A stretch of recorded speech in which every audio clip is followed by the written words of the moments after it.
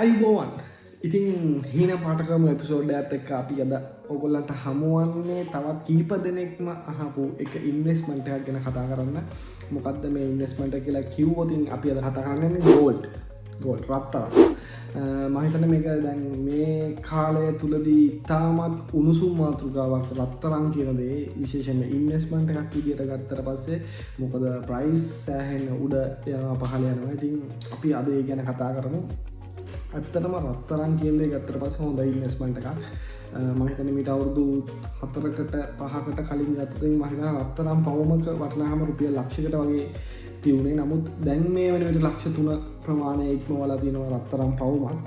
මම හිතන්නේ අපිට පහුගිය දවස්වල දකින්න ලැබුණා රත්තරන් මිල පවුමක මිල ලක්ෂ 4 වගේ වෙනකම් එකපාරට දවස් කීපයක් ඇතුළත. ඒ කියන්නේ මම හිතන්නේ මාසයකටත් වඩා අඩු කාලෙකින් රුපියල් ලක්ෂකින් විතර මිල ඉහළ ගිහිල්ලා නමුත් ආයෙත් ශනිකවම ඒක මිල අඩු වුණා.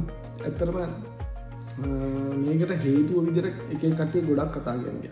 සමහරු කිව්වා ලෝකයේ රත්තරන් නිදිවල රත්තරන් මේ අන්තිම ප්‍රමාණය යන්නේ. එතකොට රත්තරන් නිදි ඉවර වෙනවා. ඊළඟට කෘතිම රත්තරන් එන්නේ. කෘතිම රත්තරන් හදන විශාල මුදලක් යනවා. ඉතින් ඒක නිසා රත්තරන් මිල සෑහෙන උඩ යන්න ඉඩ තියෙනවා කියන කතාව තව තව ඒ වගේ ගොඩක් කතා කරනවා. නමුත් මම හිතන විදිහට මේ වෙන විට අපි දකින්න විදිහට මේ වෙන විට ඒ කියන්නේ ලොකුම මේ ගැටලුව විදිහට මුහුණ පාන්නේ මම හිතන්නේ ඔය ඇමරිකානු ඩොලරය එක්ක ගනුදෙනු කිරීමට රටවල් තීන මැලිකමත් එක්ක මම හිතන රටවල් සංචිත විදිහට ඒ කියන්නේ ඒගොල්ලෝ රත්තරන් එකතු කරන ගත්තා. අපි දන්නවා ලෝකයේ රටවල් ගොඩක් රටවල් රත්තරන් සංචිත මේ තියාගන්නවා. ඒ කියන්නේ සංචිත තියාගන්න රත්තරන් වලින් තියාගන්නවා. ඉතින් ඒකත් එක්ක අර ඇමරිකානු ඩොලරය හදිස්සියේවත් කඩා වැටුණොත් කියන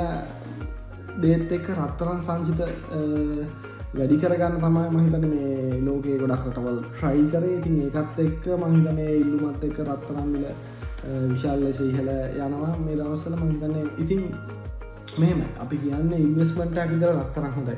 විශේෂයෙන්ම කෙටි කාලීනව කොහොම වුණත් දිගු කාලීන ආයෝජනයක් විතර යම් යම් විදිහට රත්තරන් මිල ඉහළ යනවා අනිවාර්යයෙන්ම. ඉතින් ඒක ගැන කතා දෙකක් නෑ.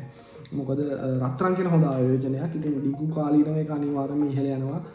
කෙටි කාලීනව අර ලොකු ඉහළ පහළ යන කෙසේ වෙතත්.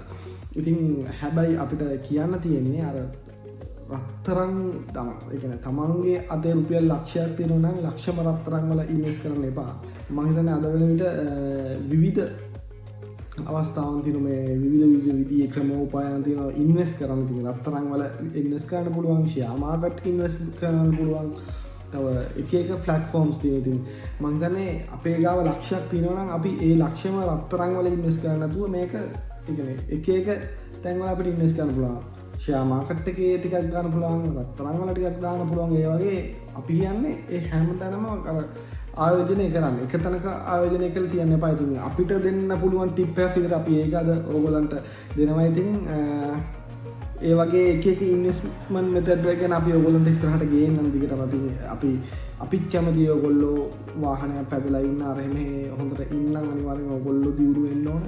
ඉතින් අතවහන එකේ විදිහට අපිත් කැමතියි ඕගොල්ලෝගේ පර්සනල් ලයිෆ් එක සෑහෙන ග්‍රෝ වෙනවා නම් ග්‍රෝ වුණොත් තමයි ඒ හැමදේම කරන්න පුළුවන්. ඉතින් අපිත් ඕගොල්ලොත් අපි හැමෝම පර්සනල් ලයිෆ් එක ග්‍රෝ කරගමු. ඉතින් එහෙනම් අපි ඉදිරියේදී මේ වගේ එක ඉන්වෙස්ට්මන්ට්ස් මේ වගේ දේවල් ගැන අපි කතා කරන්න බලාපොරොත්තු වෙනවා. හීන පාට කරමු කියන එපිසෝඩ් එකත්. ඉතින් මේ එපිසෝඩ් එකත් එක්ක දීලා ජය වේවා.